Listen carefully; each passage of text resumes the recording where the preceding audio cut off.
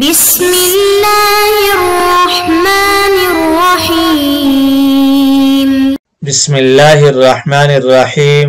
سبق نمبر 126 نفحۃ العرب۔ عزیز طلبہ کرام، آج کے سبق میں ہم یہ عنوانات پڑھیں گے۔ نمبر 1 الفخر بالآباء، نمبر 2 وقال الحکیم ابن قنبر، نمبر 3 وقال آخر، نمبر 4 اطیب الحالات۔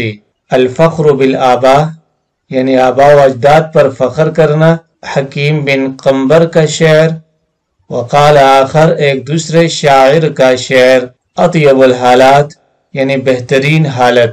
یہ 4 عنوانات پڑھیں گے۔ الفخر بالآباء، وقال آخر ایها الفاخر جهلا بالحسب انما الناس لأم ولأب انما الفخر بعقل راجح وبأخلاق حسان وأدب ذاك من قد فاخر الناس به فاق من فاخر منهم وغلب۔ الفخر بالآباء آباء و اجداد پر فخر کرنا۔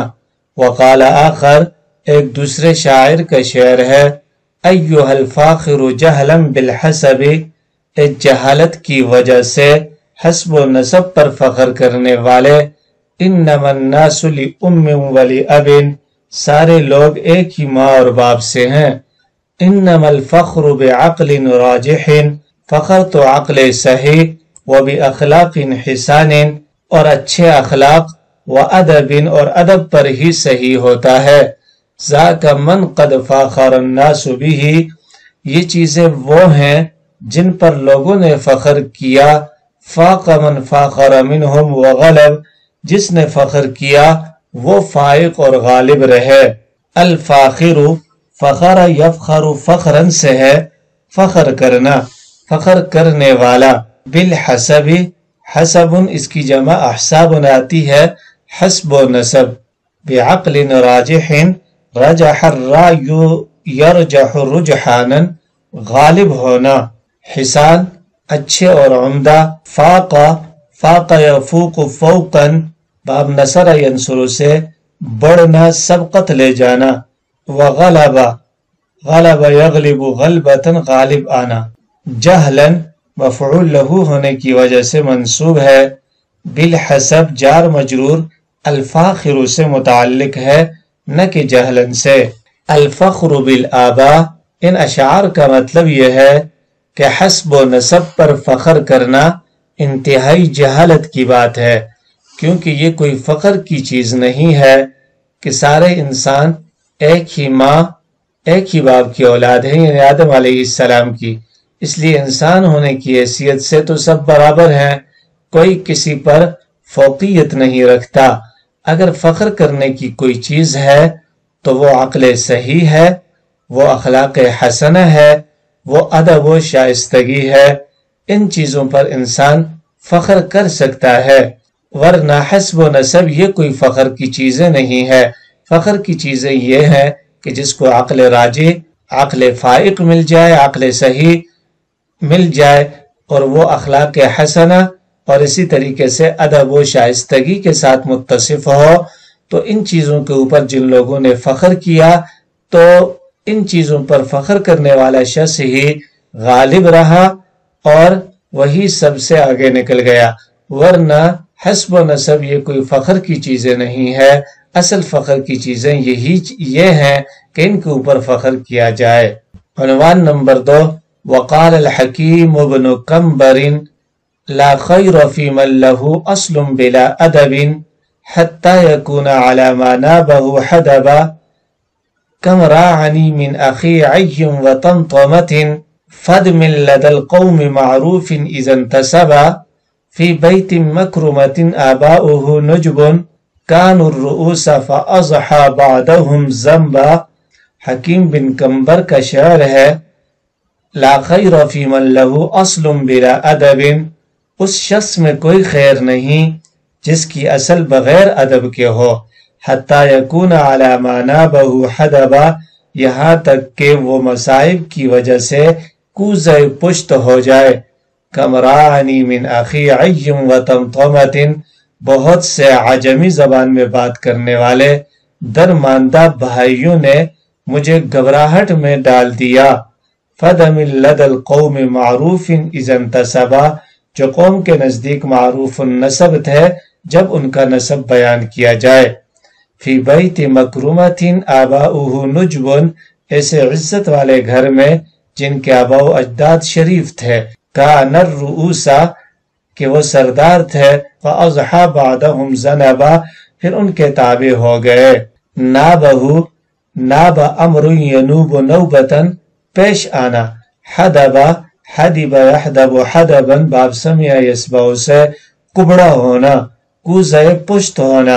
راعنی، راع یروع روعا، گھبرانا۔ عین، اس کی جمع اعیاء آتی ہے گفتگو میں عاجز۔ تمطمتن، تمطم یتمتم تمطمتن، باب فعلل سے زبان کی لکنت والا ہونا۔ فدمن، اس کی جمع فدامن، بے وقوف یا کلام میں عاجز۔ اذا انتسبا، انتصب ینتصب انتصابا، نسبت کرنا۔ مکرمہ، معزز۔ نجبن، نجیب نجبن، شریف کو کہا جاتا ہے۔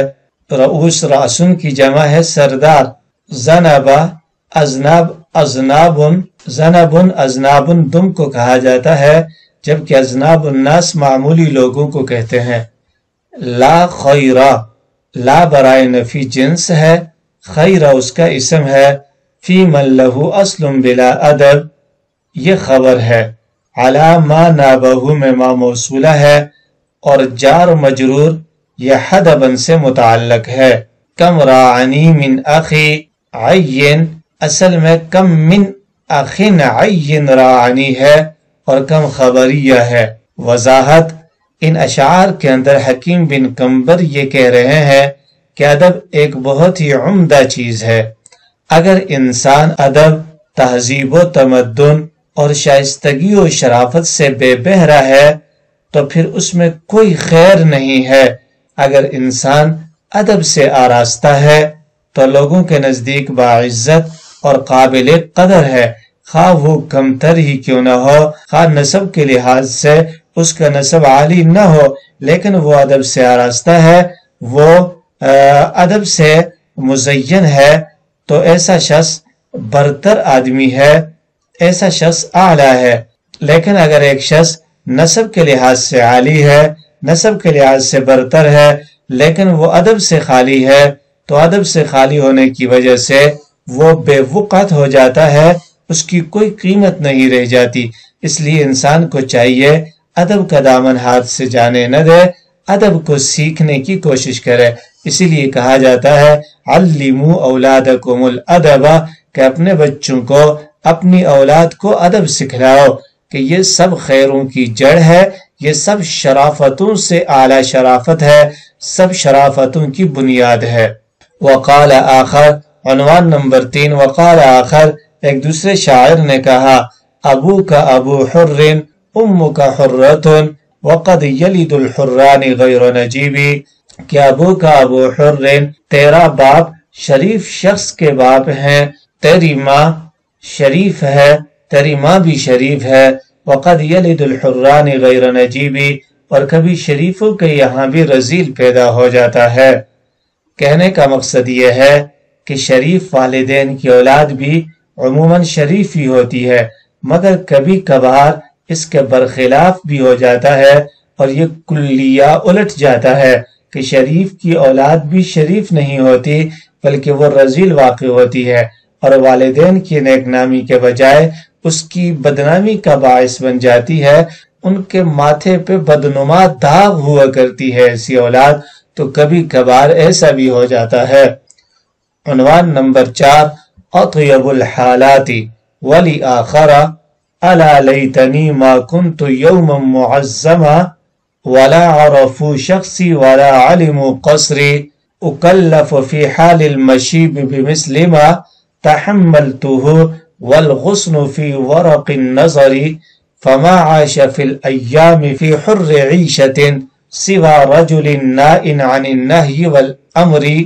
اطیب الحالات، بہترین حالت، ولی آخرہ، ایک دوسرے شاعر کا شعر ہے، अला लैतनी मा कुन्तु यौमन मुअज़्ज़मा, काश मैं किसी दिन बावकार न होता। वला अरफू शख्सी, नहीं मेरी शख्सियत से वाकिफ होते। वला अलिमू क़स्री, और न मेरा घर जानते।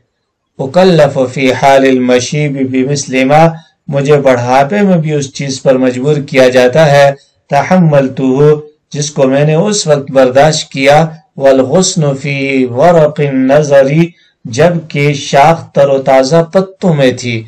फमा आश फिल अय्याम फी हुर्र ईशतिन, दुनिया में आजाद जिंदगी किसी ने नहीं गुजारी। सिवा रजुलिन, सिवाय उस शख्स के, नाइन अनिन नही वल अमरी, जो कि अम्र नही से दूर रहने वाला था। हल्ले लुगात, अत्यबु तौबा यतीबु, तीबन से अच्छा होना। मुअज़्ज़मा, अज़्ज़मा युअज़्ज़िमु ताज़ीमन, अज़ीमुल मर्तबत समझना। कसरुन, महल को कहते हैं कसरी, और मुराद यहाँ पे इससे दारी है, मेरा घर। उकल्लफ़, उकल्लफ़ युकल्लिफ़ु तकलीफ़न, मुकल्लफ बनाना, मजबूर करना। मशीब, बुढ़ापे की हालत। तहम्मलतुहु, तहम्मल यतहम्मलु तहम्मुलन, उठाना, बर्दाश्त करना। नज़री, नज़र यंजुरु नज़रन व नुज़रतन, नज़रन व नज़रतन, बाब समिया, नसरा और करमा तीनों से इस्तेमाल होता है। सर सब्ज़ो शादाब होना, शगुफ्ता होना। नाइन, नआयन आनयन, दूर रहना। अला लैतनी में अला हरफ तंबीह है। मुअज़्ज़मन, ये कुन्तु की खबर है। बिमिस्लि मा, जार मजरूर उकल्लफ़ु से मुताल्लिक़ है और मा मौसूला है। इन अशार का मतलब यह है कि शायर इन अशार के अंदर कि इंसान का बड़ा हो जाना, बड़े मनसब पर फाइज हो जाना, उसकी शख्सियत का मुतारफ हो जाना, ये ऐसी चीजें हैं जो आजाद जिंदगी की राह में रुकावट का सबब है। शायर ये कह रहा है, जो काम मैंने जवानी में किए जबकि आज़ा में कुव्वत थी, आज लोग ये चाहते हैं कि मैं बुढ़ापे में भी वो काम अंजाम दूं, मगर ये कैसे मुमकिन है। उस वक्त तो तमाम आज़ा कवी और सही हो सालिम थे, और अब उनमें इज़्मिहलाल और कमजोरी आ गई है। जबकि तीसरे शेर में शायर कहता है कि वो शख्स जो लोगों के अम्र नही से दूर रहने वाला है, वही आज़ाद जिंदगी बसर कर सकता है। अम्र नही से मुराद ये है कि न वो किसी काम का हाकिम रहे, न महकूम। हाकिमियत और महकूमियत से अलग रहने वाला मुकम्मल तौर पर आजाद रहता है।